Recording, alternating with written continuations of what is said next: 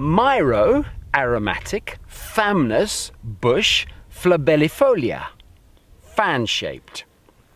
So this is the resurrection bush, Myrothamnus flabellifolia, known in the local language Shona here as Mufandichimuka. Mufa means you die and Dichimuka means you come back to life again. And that's so called because it's the resurrection plant. Now this is really an extraordinary plant. I'm sitting here, you can't tell because I'm actually surrounded by grass right here, but I think you can probably see behind me that I'm actually on a rocky granitic Inselberg. The soil here, such as it is about that deep. But this plant manages to find its way to grow on this almost bare rock and actually creates a whole ecosystem around it. And it's very, very remarkable because what happens on these rocks is you get rain during the rainy season and you get a sudden flood of water.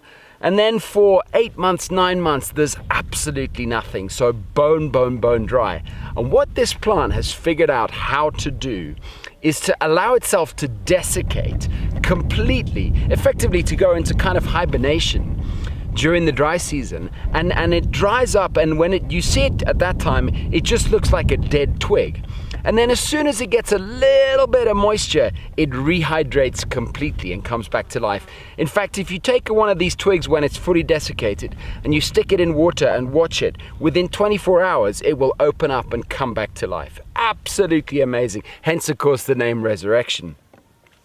Now, when you think about what's going on at a cellular level in this process, you start to think, wow, this plant must have something really, really remarkable.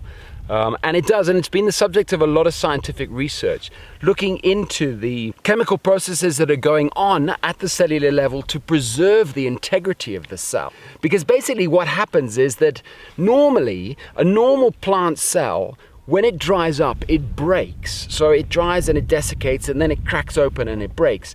But the cells in the resurrection plant do not break. They retain their integrity so that as soon as there's a little bit of moisture and they come back to life, these cells are able to completely rehydrate themselves without any form of damage.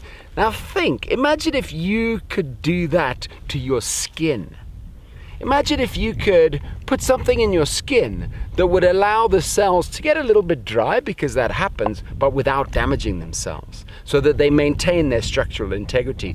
Well, scientists genuinely are researching that, and there are now a number of cosmetic products that have come about as a result of this process and from this plant, using compounds from this plant. I'll talk about those compounds in another episode.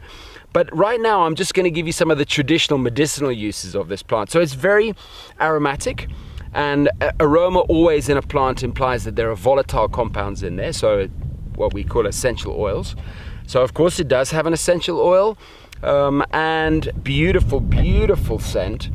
And it's traditionally used as a herbal tea, and also to treat respiratory problems. So I always laugh at this because it's a little bit counterintuitive, but when you have a chest problem, you've got tuberculosis or a cough, whatever, if you burn some resurrection and you then inhale the smoke in an inhalation, then it really, really, really does clear you out.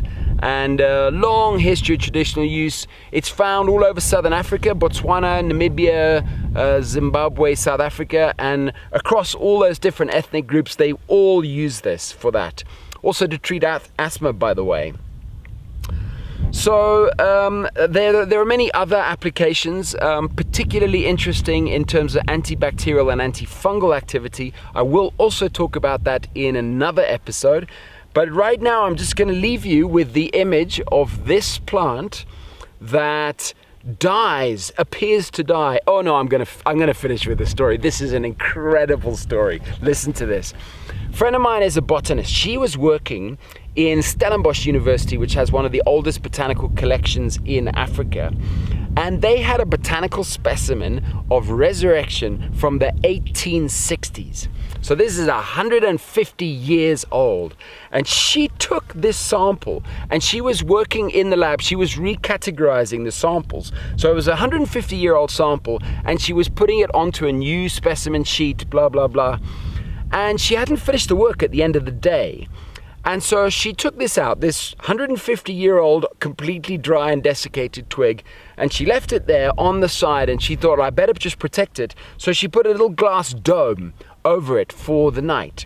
And in the morning, when she came back, this thing had started respiring after 150 years of dormancy.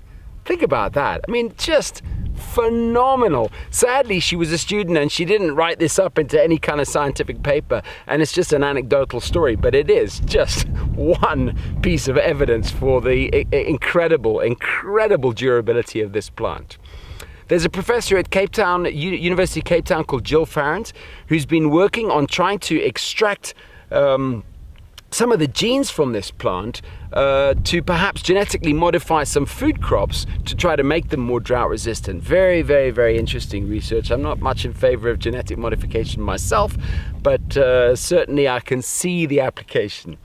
Anyway, that's all for now. I will definitely be back with a little bit more in-depth analysis on this plant, and I'm just gonna sit and absorb this fantastic aroma. All right, guys, thanks. I'm Gus, the African Plant Hunter. It's been great talking to you. I'll catch up with you again next time. Take it easy. Bye.